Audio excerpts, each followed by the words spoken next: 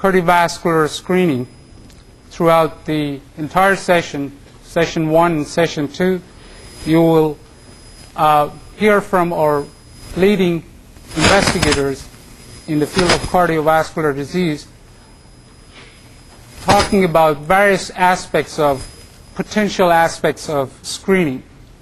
And I'd like to start with my 3 slides. That's all I have. And I'd like to conclude with what I hope everybody will agree.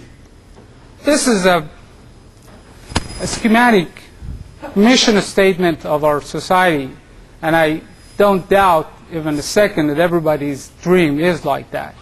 This is our dream. This is where we would like to go.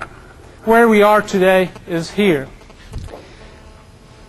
We are in the midst of a chaos with about 1 million unpredicted cardiovascular events every year. In the United States, overall, worldwide, according to WHO, about 19 million. We really don't know what the number is.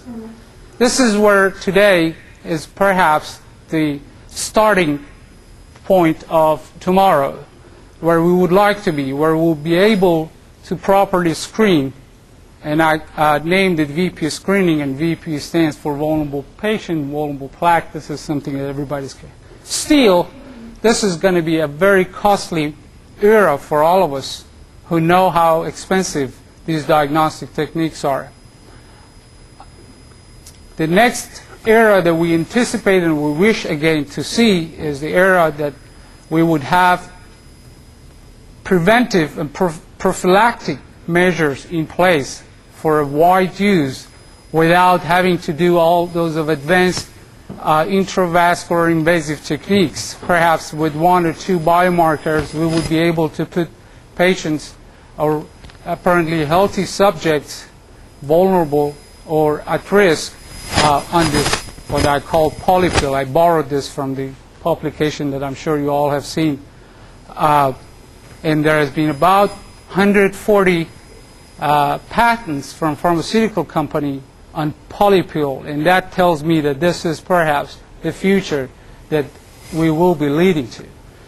And the era after that, this is again a next level of dream for all of us, that we would like to have a much cheaper therapy for prevention of cardiovascular disease. This is the work that by Dr. Hansen, Dr. Shaw, Dr. Nelson, and about 20 more investigators currently actively being pursued after the revolution of atherosclerosis being known as an inflammatory disease.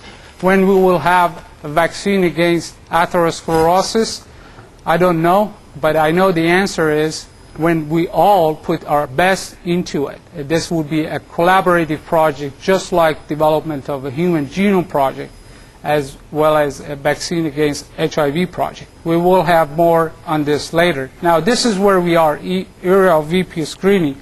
And I want to go to the next slide.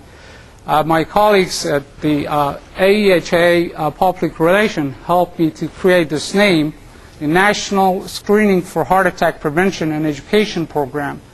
And we call it SHAPE. And we would like to call America to get in shape.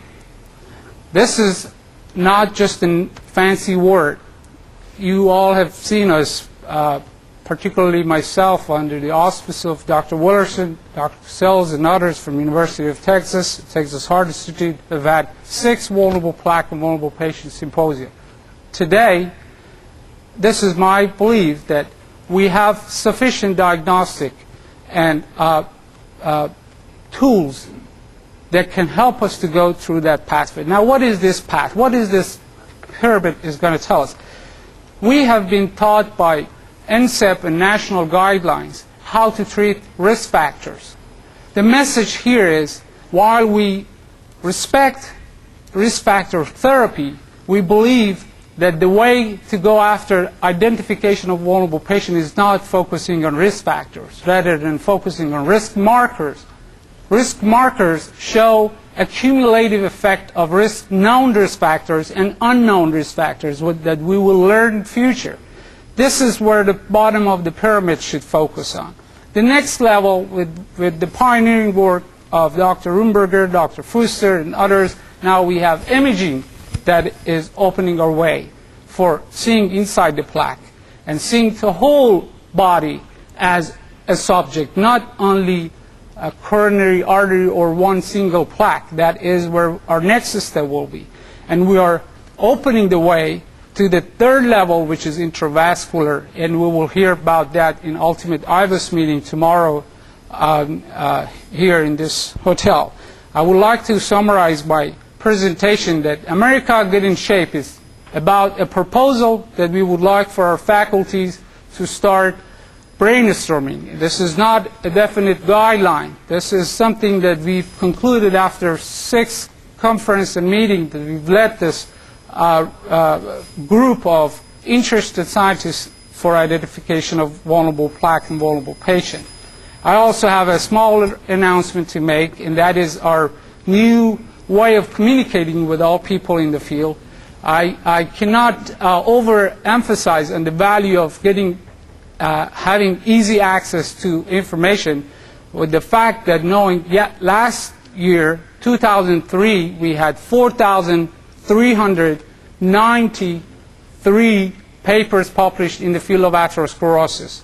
We had 1,500 some patents published in the field of atherosclerosis, and more than 20,000 abstracts. How can we get to have access to what we want in a timely manner? That was the Atherline project. The last but not least is we honored our pioneering investigators in the field of vulnerable plaque and vulnerable patient, Dr. Mahler, who brought this name of vulnerable to us, and Dr. Willerson, who led the field of vulnerable plaque and vulnerable patient for 3 decades. We have 3 winners that will be winning this award, $2,000 cash based on the votes from our faculties today. I would like to conclude that AEHA is a virtual organization that belongs to everybody. We have the smallest office next to the largest medical center in the world, that is Texas Medical Center, and we are there to help whoever can help us. The group who built this is not one person or a few who are seen here. We have been very gifted, that's the word I can say, with Dr. Cassell's leadership and his grant that gave rise to this work, and a large group of people that you're seeing here, and some more at Texas Heart Institute and University of Texas. And I'm going back to our dream, and I would like to invite our first speaker, Dr. Willerson, who's honoring us with his remark. Dr. Willerson.